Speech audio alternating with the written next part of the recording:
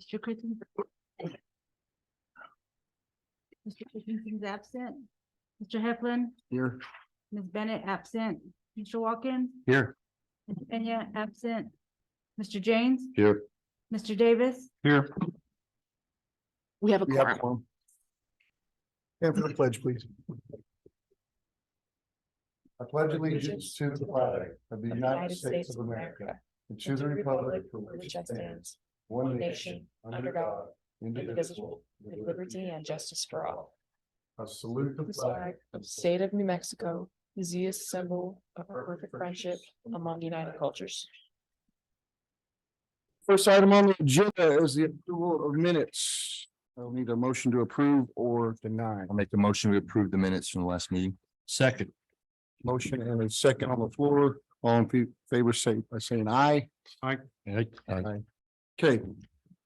New business, we have a public hearing for resolution number PC 2022-2023-15.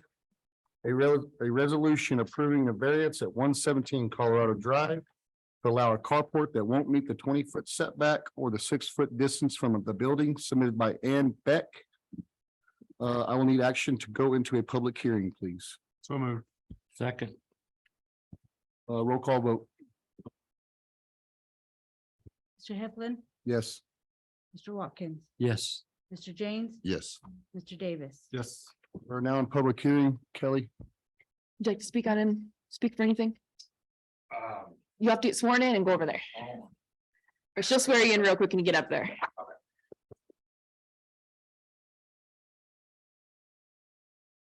Please raise your right hand. Do you swear or affirm that you will testify truthfully here under penalty of law? I do. The only couple of things that I have to say on the variance is the 6 foot, we kind of amended that. She does have about a 5.5 foot breezeway, very, her, from the building. It's pretty far out there, but anyhow, she's able to move over to satisfy the 6 foot, if need be. And as far as the 20-foot setback, by the time you look at the, where the house is actually sitting, and we put a carport in there, we're looking at protruding past the eve of the house by maybe 1.5 foot. I mean, so the house, in theory, is already against the setback. So, other than that, Ms. Beck's a single woman that come out here to work at the university, and she just wants a little protection for her car, and she does have another driveway there, but it would be the same issue. She's got a second driveway, and her driveway is kind of weird right there on Colorado. It kind of shares it with her neighbor. But other than that, I don't see where it would really hurt anything, even within the 6 foot, but she said she's able to work that. So, and if y'all had any other questions for me. I don't. All right, so, Thank you. we sent out 19 letters in total, 14 to property owners, 5 to public utilities. We got 15 return receipts. 2 property owners responded that they were for this, and then that was all we had in return. We did have someone who called after the deadline, and she was for it as well. She won't be in your paperwork, but that brings your total to 3. Your packet's gonna have the application, the mailing list, the answers to the questions, and then some maps and pictures. If you have any questions, I'll stand for 'em.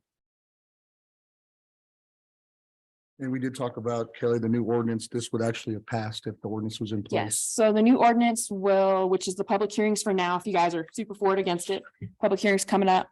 It'll change that setback to 5 feet like we allow fences and take away the 6-foot rule. So this would have passed on the new ordinance if the new ordinance is approved as is.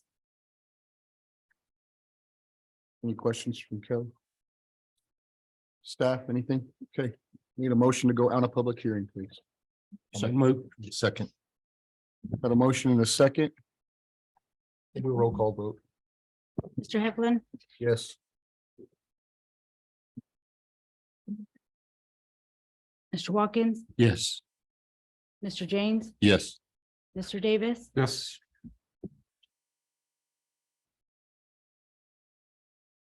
did I miss somebody? Oh, you're fine. We are now on a public hearing.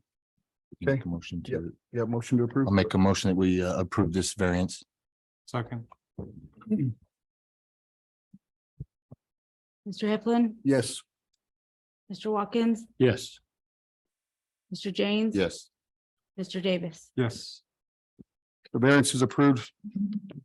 On to the next item. This is public input for which no action will be taken.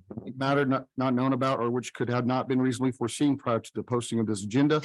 This agenda item is for information purposes only. Public comments will be limited to 3 minutes per speaker. Individuals will be limited to 1 presentations per meeting, and there will be a maximum of 6 speakers on each subject. Counselors will not respond to comments or answer questions to avoid any violations of the Open Meeting Act. Questions or requests for information should be directed to the city manager in writing during regular business hours. Staff?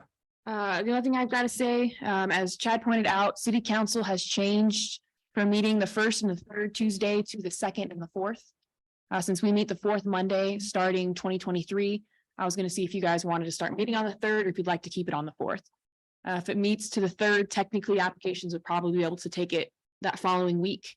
If we leave it on the fourth, they'd have to go 2 weeks later to council. So whatever works for you guys works for us. I'm good with whatever works for you. Third. I like the third. I mean, it makes that we see it. Either works fine for me, so. Okay. Okay, let's try it on the third and see how it Perfect. works for a couple months and see if it, and if we can always move back if we have. That'll work. And then our next P and Z meeting then should be on the 16th, which I believe is the third in January. The third Monday of January. There we go. Anything else from council committee members? Okay, I stand to adjourn.